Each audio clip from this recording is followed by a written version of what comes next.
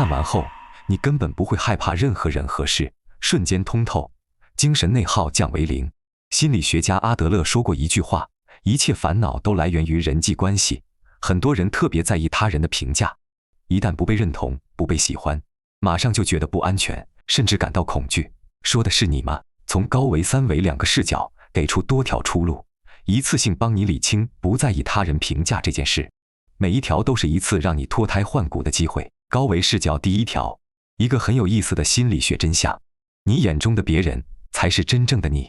你看到那个人很自私，其实是因为你心里也有自私的影子，所以你才能快速认出自私的样子。换句话说，如果心里完全没有这个东西，根本识别不出来，就像从来没见过红色，就不会知道红色是什么。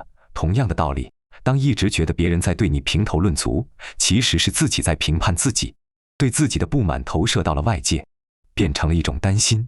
所以下次忍不住想指责别人时，不妨先问问自己，是不是我也有类似的问题？第二条，你以为的那个别人，其实根本就不存在。你害怕的那个别人的看法，在现实中也是不存在的。每个人看到的人事物，都是自己内心的投射。也就是说，别人看到的你，其实是他们自己心里的样子。举个例子，领导觉得你懒惰，根本不是你真的懒，而是他正在为业绩指标焦虑，他把自己的焦虑投射到了你身上。老公觉得你太强势，本质是因为他的妈妈就是一个强势的女性，他在这种环境里感到无力，所以把你和妈妈重叠了。闺蜜认为你最近冷淡，其实是因为她心里正渴望被关注。1000个人心里有1000个哈姆雷特，每个人眼中的你都不一样，请问哪一个是真实的你？都是也都不是你，是所有人眼中的你的总和，但你心中了所有。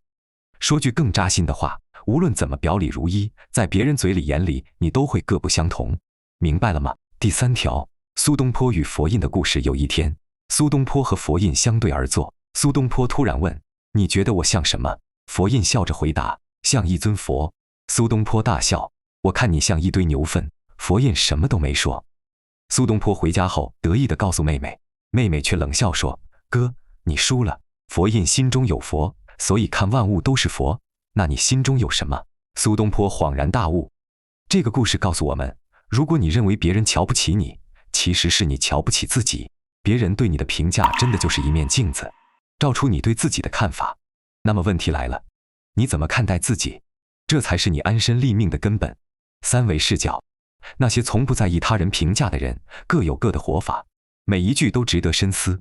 第一位，一位在职场打拼多年的朋友说：我很少在意他人评价，因为我知道别人说我好还是坏，其实只跟他们的利益有关系。如果我对他有用，那我就是好的；如果我不能给他的利益带来帮助，那我就可能被冷落。这不是人情淡薄，这是人性。看透了这一点，就不会因为别人的态度变化而患得患失。第二位，一个年纪轻轻却很通透的小妹妹说：我以前也花了很多时间琢磨别人怎么看我，后来觉得这很愚蠢，所以我现在再也不这么做了。我只思考我的目标，以及妈妈从小教我的怎么善待这个世界。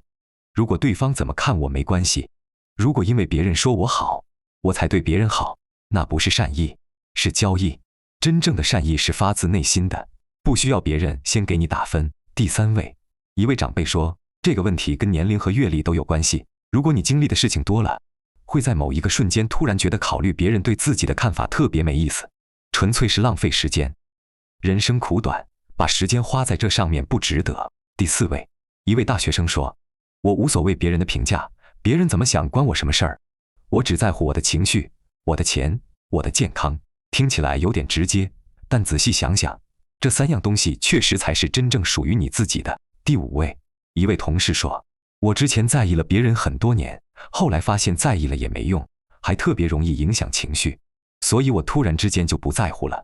这个转折是突然的，但背后是很多次被情绪折磨后的醒悟。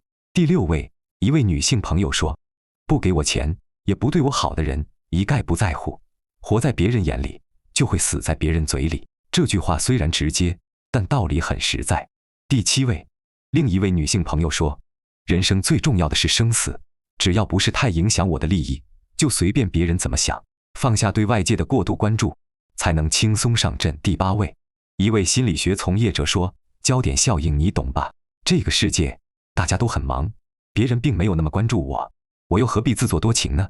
绝大多数时候，你以为别人都在盯着你，其实每个人都在盯着自己。第9位，一位心理学专业的女生说，内心充实、稳定、宁静，做事脚踏实地，问心无愧，就不会在意外界的声音。内核要稳，不要被人随便带节奏。第10位，一位大哥说，别人不喜欢我，那是他的事，和我无关。我只要对得起天地良心，对得起自己，其他的交给因果。你控制不了别人的心，但你能管好自己的行为。第11位，一位3年级的小朋友说，我的世界里没有别人。孩子的话最简单，也最通透。当你把注意力收回到自己身上，外界的喧嚣自然就淡了。说到底，别人眼中的你不是真正的你，你眼中的别人才是真的你，而你眼中的自己才是你要成为的那个你。别人的评价就像一阵风，它吹过你，但带不走你一丝一毫的本质。你依然是那个本自具足的自己，你有自己的价值，自己的路，自己的节奏，不需要向谁证明什么，也不需要活成别人眼中的样子。这就是真正的自由。当你真正理解了这些，你会发现，那些曾经让你辗转反侧的评价，那些让你焦虑不安的眼神，那些让你夜里反复回想的话，都变得轻飘飘的。不是他们变了，是你变了。你从那个渴望被所有人认可的人，变成了一个知道自己是谁，要去哪里的人。